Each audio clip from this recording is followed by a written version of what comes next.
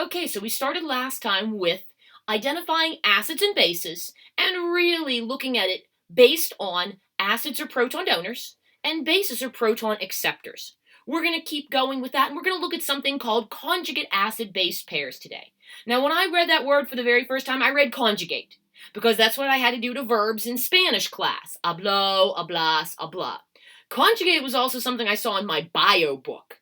There are these things called paramecia, single-celled organisms, kind of look like fuzzy green bedroom slippers. And I guess from what I saw in the bio book, when two paramecia love each other very much, they conjugate. They flip over and they attach at that bedroom slipper, like where your foot would go in the slipper.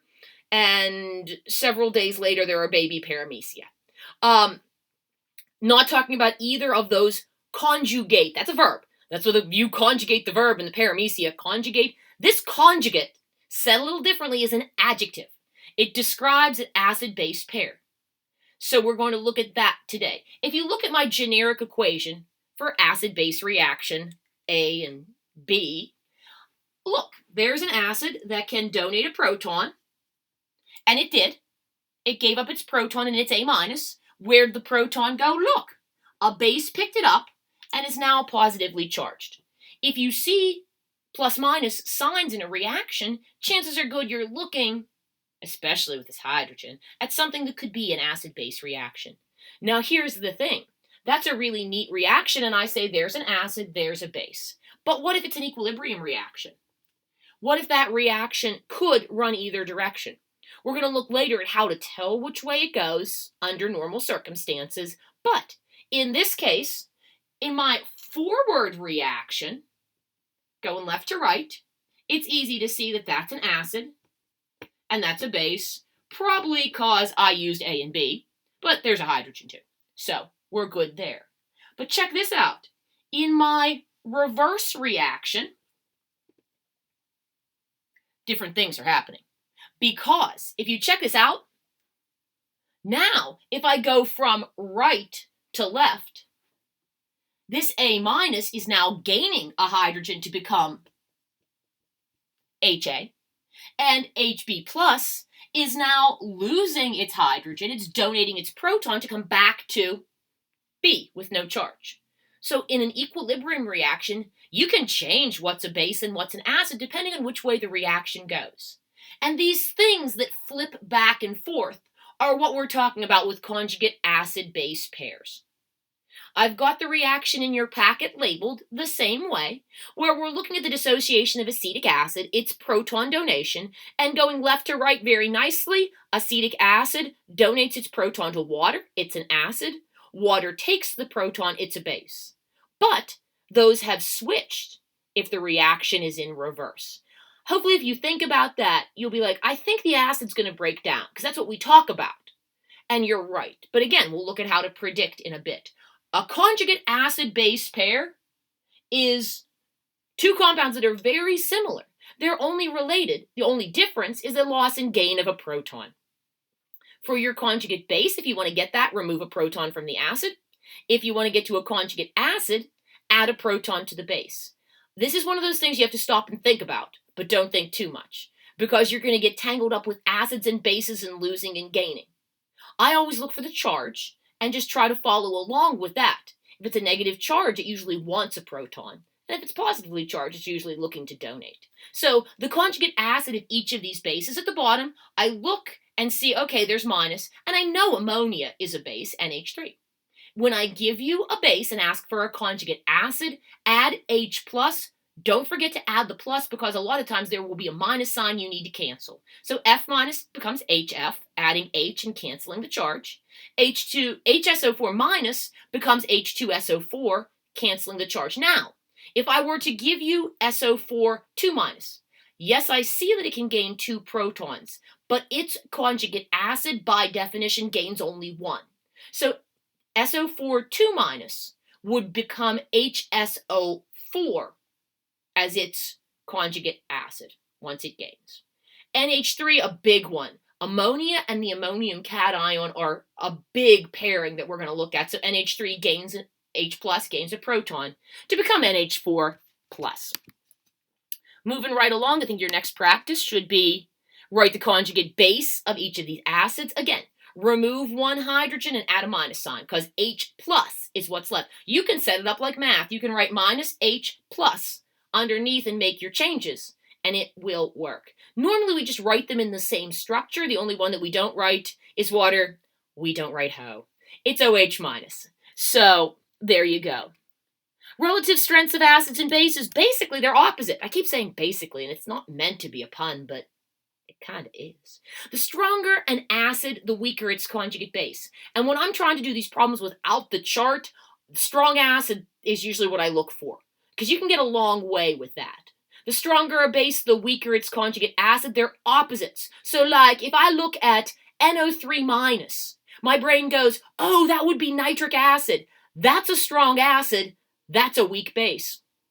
Carbonic acid, H2CO3, that's a weak acid. I bet that's a pretty strong base. Keep those in mind. Keep the acids that we talked about in like chapter 4 in mind, and it'll help you. And for now, if not, go to your chart.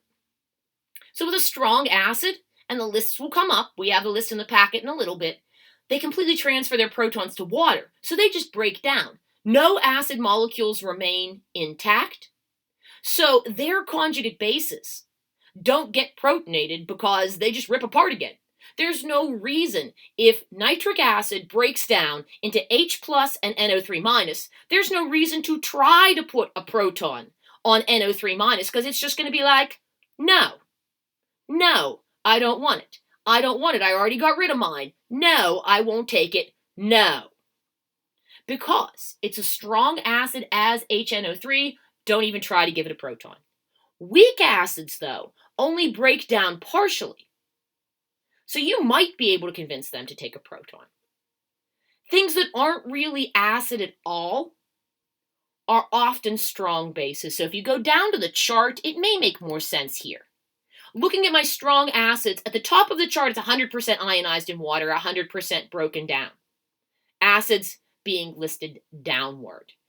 H3O plus, notice it's listed as an acid there with water as its conjugate base. I have it highlighted, low-lighted, gray-lighted, whatever you want to call it in your chart.